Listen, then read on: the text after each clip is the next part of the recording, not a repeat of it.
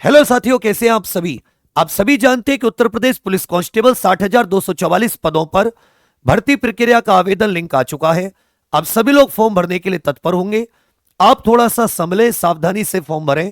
Form की step wise कैसे form भरना है ये हमने एग्जाम्पल यूट्यूब चैनल पर अपने पर बहुत अच्छे से वीडियो बना रखी है।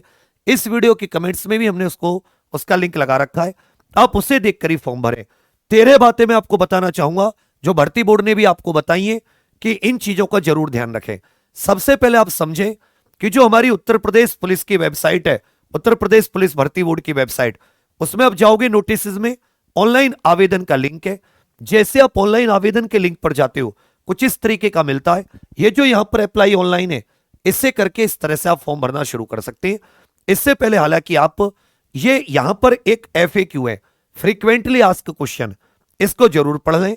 इसमें 13 पॉइंट है जो मैं आपको एक एक पॉइंट समझा रहा हूं, ध्यान दीजिएगा। ये इंग्लिश में, मैं इनको आपको हिंदी में समझाने की कोशिश करूंगा। कह रखा है कि क्या आप मोबाइल के थ्रू अप्लाई कर सकते हैं, फॉर्म भर सकते हैं मोबाइल के द्वारा? बिल्कुल नहीं भर सकते। आपको डेस्कटॉप या लैपटॉप से भरना पड़ेगा, मोबाइल से नहीं भर सकते। ठीक है भैया। अगर मेरा फोटो सिग्नेचर क्लियर विजिबल नहीं है तो क्या मेरा फॉर्म रिजेक्ट हो जाएगा? इनका कहना है बिल्कुल। यदि आपका हस्ताक्षर और फोटो साफ नहीं है, क्लियर नहीं है, स्पष्ट नहीं है, आपका फॉर्म रिजेक्ट हो जाएगा। कह रहे मेरा फोटो और सिग्नेचर का साइज बहुत बड़ा है, मैं इमेज के साइज को कैसे रिड्यूस करूं? तो यहां पर उन्होंने एक सॉफ्टवेयर का लिंक दे रखा है, इस पर जाकर आप अपने फोटो हस्ताक्षर का साइज रिड्यूस कर सकते हैं। चौथा पॉइंट आपको कह रखा है कि क्या मैं अपना फोटो रीअपलोड कर सकता हूं? उनका कहना है कि फोटो साइन को फोटो स्टेज पर सबमिट करने से पहले आप अपलोड कर सकते हैं। जैसे फोटो वाली स्टेज कंप्लीट होगी, प्रक्रिया का वो भाग कंप्लीट हो गया, फिर आप उसे रीअपलोड नहीं कर सकते। तो ध्यान से फोटो सिग्नेचर देखकर अपलोड करें।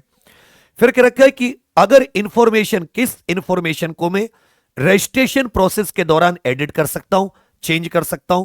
तो उनका कहना है कि जो प्राइमरी स्टेज है, जब आप फॉर्म शुरुआत में भर रहे हैं सारी जानकारी, तो आपको प्रीव्यू का बटन मिलेगा। प्रीव्यू का बटन करके आपने जितनी जानकारी भरी है वो सब कुछ आ जाएगी। अगर आपको उसमें कोई दिक्कत लगती है तो वहां साथ ही एडिट का भी बटन है, आप एडिट कर लें उसको। ठीक है, वहां एडिट का बटन दिखेगा, इस तरफ एडिट का बटन दिखेगा। मैंने फॉर्म भरते में दिखलाया आपको एक एक चीज, आप उसको एडिट कर लें, फिर दोबारा प्रीव्यू कर लें। यदि सब कुछ ठीक है तभी आप सबमिट करें। अगर एक बार आपने सबमिट कर दिया, फिर आप रजिस्ट्रेशन में जो आपने भरा है उसमें चेंज नहीं कर पाएंगे, ध्यान देंगे। कह रखा पेमेंट कट गया लेकिन सफल नहीं हुआ, 24 घंटे बाद चेक करें आपके पास रजिस्ट्रेशन आईडी है। पेमेंट से पहले DOB, डेट ऑफ बर्थ, आपका पासवर्ड है, कैप्चा कोड डालो। ये यहां पर जो भर्ती बोर्ड की वेबसाइट है, उसी भर्ती बोर्ड की वेबसाइट पर आप यहां पर देखोगे तो ये एक लॉगिन का, कैंडिडेट लॉगिन, अगर आपको रजिस्ट्रेशन वगैरह मिल गया है, यहां से आप लॉगिन कर सकते हैं और लॉगिन करके आप अपनी पेमेंट चेक कर सकते, हुई है नहीं है। नहीं हुई है तो आपको दोबारा पेमेंट पर ले जाएगा, हो गई है तो फिर आपको फोटो सिग्नेचर की तरफ ले जाएगा। सातवां है कि क्या मैं अपनी बेसिक इंफॉर्मेशन को सबमिट करने के बाद में एडिट कर सकता हूं, चेंज कर सकता हूं उसमें? नहीं। इसलिए बेसिक इंफॉर्मेशन प्राइमरी स्टेज पर बहुत ध्यान से भरें।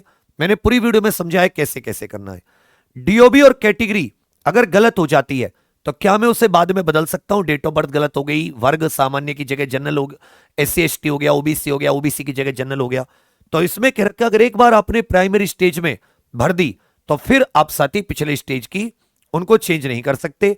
सारी की सारी डिटेल्स, मतलब फॉर्म सबमिट होने के बाद में सबमिट कर दी अगर आपने डिटेल्स, तब आप फिर एडिट नहीं कर सकते। फिर करके किसके द्वारा OTP को वेरीफाई करना चाहिए? OTP ईमेल SMS दोनों में आएगा, किसी एक के द्वारा वेरीफाई कर लीजिए। कह रखा है एक्सपायरी टाइम क्या OTP का?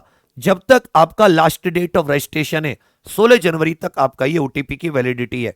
कह रखा है कि क्या मुझे रजिस्ट्रेशन नंबर मिलेगा एप्लीकेशन कंप्लीट होने के बाद में? तो उसने कहा यस, आपको एप्लीकेशन कंप्लीट होने के बाद में एक रजिस्ट्रेशन नंबर मिलेगा कि हाँ, इस रजिस्ट्रेशन नंबर से आपकी फॉर्म सबमिट हो गया है, आप उसका प्रिंट आउट निकाल कर भी रख लें। कह रहा है क्या मैं लास्ट डे पर रजिस्टर कर सकता हूं? तो कर तो सकते हो, लेकिन लास्ट डे पर बहुत ज्यादा भीड़ होगी, वेबसाइट हैंग होगी। कोशिश करें कि आप पहले ही फॉर्म को भर लें। कह रहा है अगर मैंने रॉन्ग डिटेल्स कर दी तो क्या मैं दोबारा रजिस्ट्रेशन कर सकता हूं? बिल्कुल नहीं।